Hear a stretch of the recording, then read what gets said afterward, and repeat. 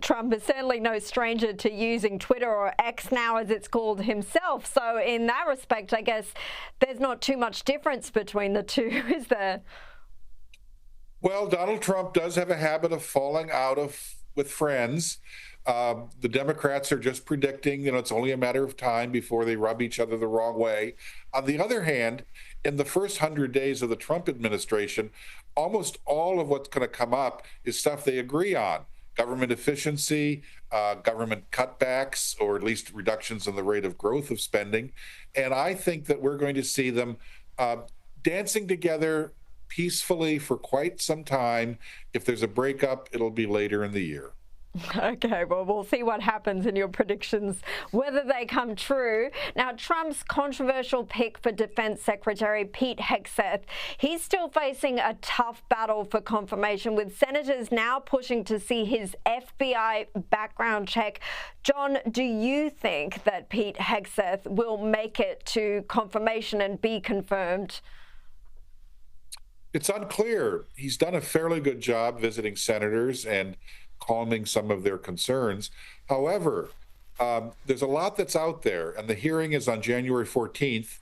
They're usually, in a controversial nomination like this, as it was with Brett Kavanaugh, who was nominated for the Supreme Court in 2017, there's usually a last-minute surprise. When Brett Kavanaugh appeared before the Senate Judiciary Committee, there was a break in the normal procedure that only senior senators got to look at the FBI background check. Other senators were allowed to look. I think that is going to happen with this. There's several senators who say they don't want to vote on Pete Hegseth until they find out what the FBI has learned. And in this case, for something as conventional as just checking into someone's background, I think the FBI still has a good reputation. So I don't think they're completely discredited in that regard. Look, how long can we expect this process to take? Because there's been a lot of discussion about Pete Hegseth, but when do you think we might see his confirmation happen, or that at least the confirmation hearing? I think it's unlikely that he will be confirmed before January 20th, when Donald Trump takes office. These things always take longer than you predict if the nomination is controversial.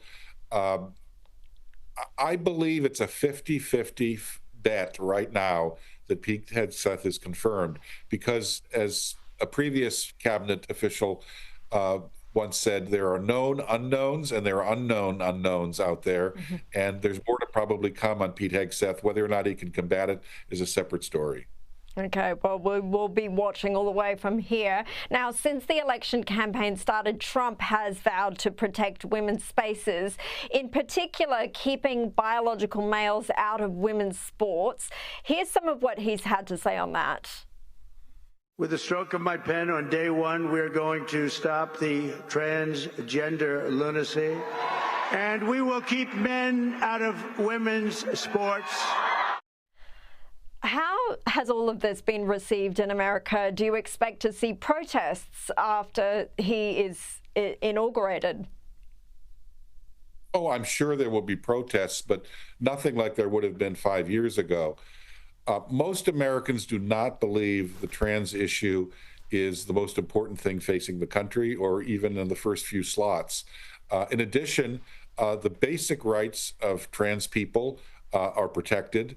We're talking about things which are, shall we say, a little unusual and a little different than most civil rights that we discuss in the United States. And finally, things have moved. 5 years ago this week was the week that J.K. Rowling, the author of the Harry Potter book series, the most popular book series in modern history, first sent out her tweet saying sex is sex, gender is gender, and people should go to the bathroom that birth dictated. Well, you know what? She was pilloried, she was boycotted, she was smeared, but she's standing tall, and she's basically been vindicated. In Britain, there's been a wholesale retreat on gender reassignment surgery being mandated or tolerated, and I believe that the same thing is happening in America. So I think this issue, while it certainly gets a lot of clicks on the internet, is largely been resolved. We're going to give trans people rights, but we're not going to basically deny biological science and basically promote theories that simply don't bear out. Well, it's interesting. You mentioned 5 years. I didn't know that since J.K. Rowling made that momentous tweet. It's certainly a very different situation in Australia with our laws here, but I think you're right. There has been a shift over there. It's hard to remember that Trump isn't president yet with all this, John, not only due to the command he's taken on US and foreign politics already, but also because, well, Joe Biden is simply missing in action. Here's what the White House press secretary said about that. When is the next time that people will hear from the president? I'm not going to get into hypotheticals. What type of response was that? I've never heard anything like that from the podium at the White House. The Wall Street Journal last week had a 3,800-word piece, heavily documented, basically showing that the cover-up of Joe Biden's infirmities and cognition problems began the day he took office.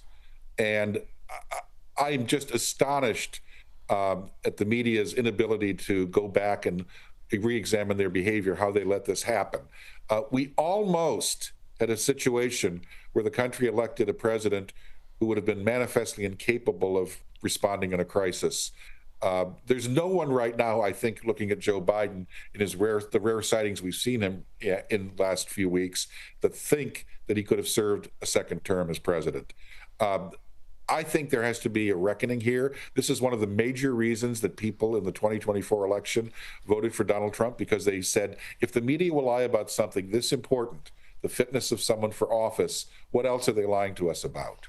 So true. And just as to be said for the record, we certainly didn't lie about it here on Sky News Australia. We told it to people straight right from the beginning. John Fund, thank you for your time tonight. And as always, thank you.